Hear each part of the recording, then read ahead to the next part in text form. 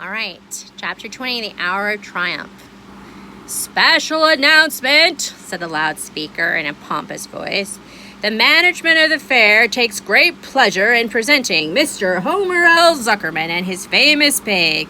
The truck bearing this extraordinary animal is now approaching in the infield. Kindly stand back and give the truck room to proceed.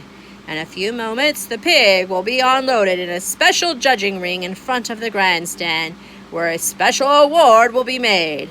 Will the crowd please make way and let the truck pass? Thank you. Wilbur trembled when he heard this speech. He felt happy but dizzy. The truck kept along slowly in a low speed. Crowds of people surrounded it, and Mr. Arable had to drive very carefully in order not to run over anybody. At last, he managed to reach the judge's stand. Avery jumped out and lowered the tailgate.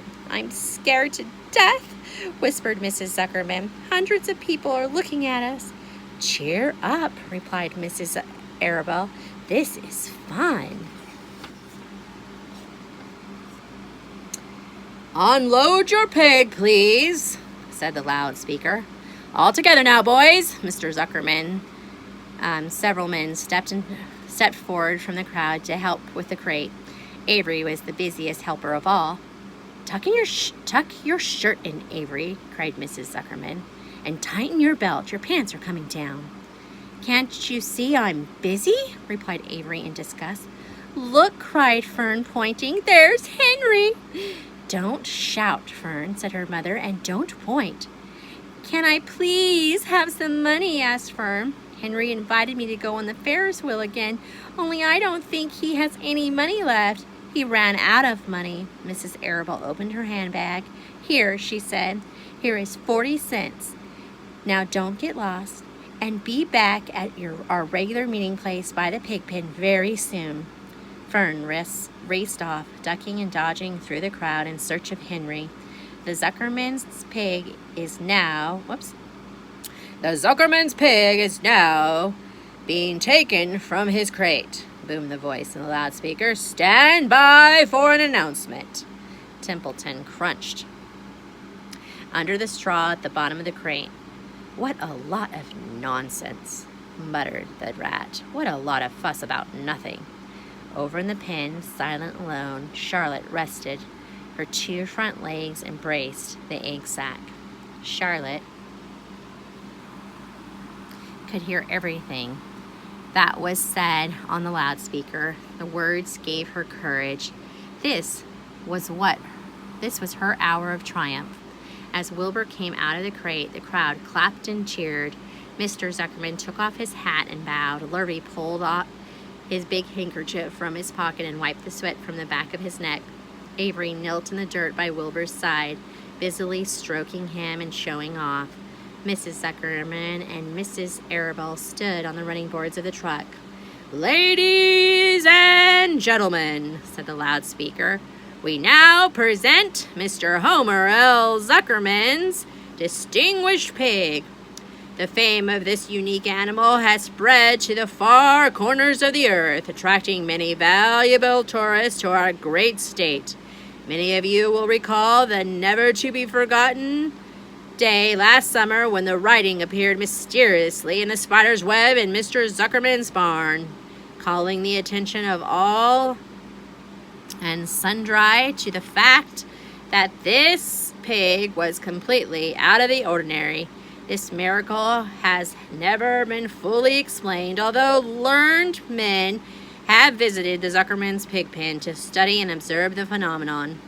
In the last analysis, we simply know that we are dealing with supernatural forces here, and we should all feel proud and grateful. In the words of the spider's web, ladies and gentlemen, this is some pig." Wilbur blushed. He stood perfectly still and tried to look his best. This magnificent animal, continued the loudspeaker, "is truly terrific. Look at him, ladies and gentlemen. Note the smoothness and whiteness of the coat. Observe the spotless skin, the healthy pink glow of ears and snout. It's the buttermilk, whispered Mrs. Arable to Mrs. Zuckerman. Note the general radiance of this animal. Then, remember the day when the word radiant appeared clearly on the web. Whence came this mysterious writing? Not from the spider. We can rest assured of that. Spiders are very clever at weaving their webs, but needless to say, spiders could not write. Oh, they can't, can they? Murmured Charlotte to herself. Whoopsie.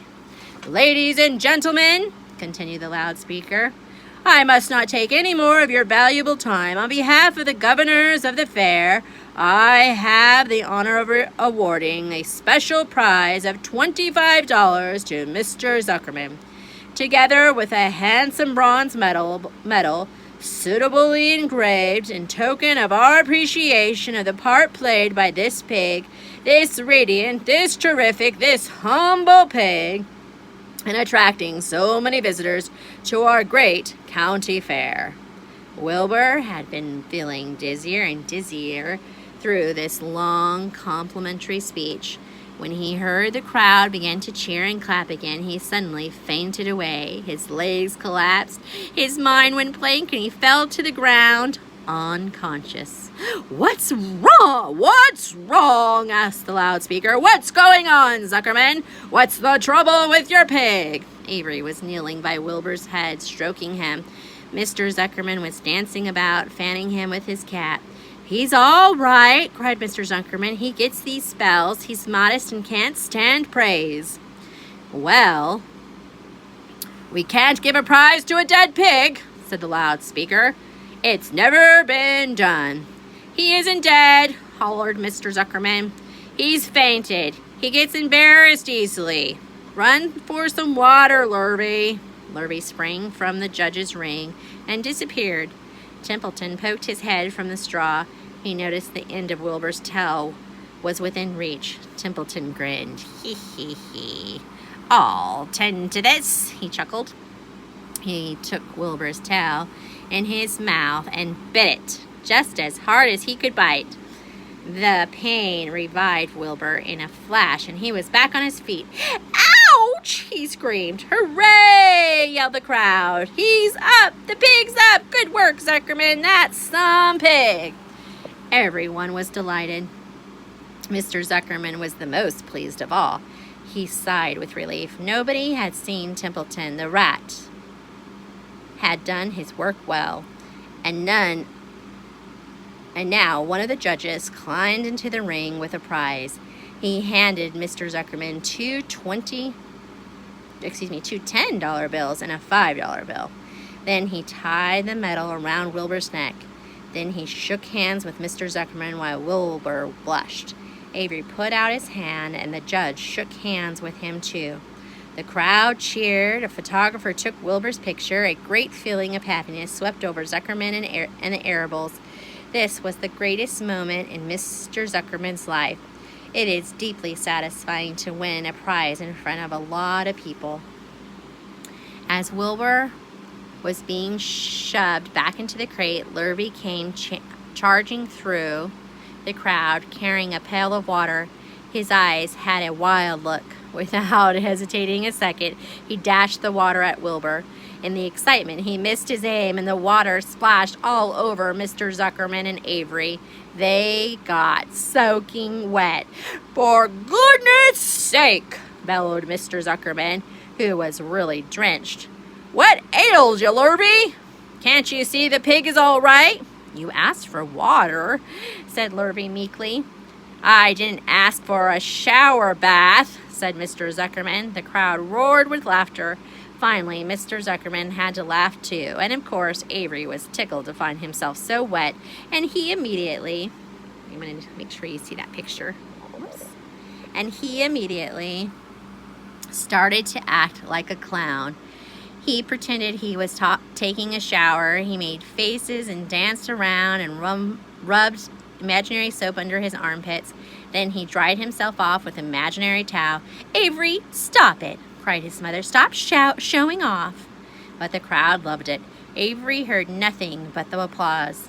He liked being the clown in a ring, with everybody watching. In front of the grandstand, when he discovered there was still a little water left in the bottom of the pail, he raised the pail high in the air and dumped the water on himself and made faces. The children in the grandstand screamed with appreciation.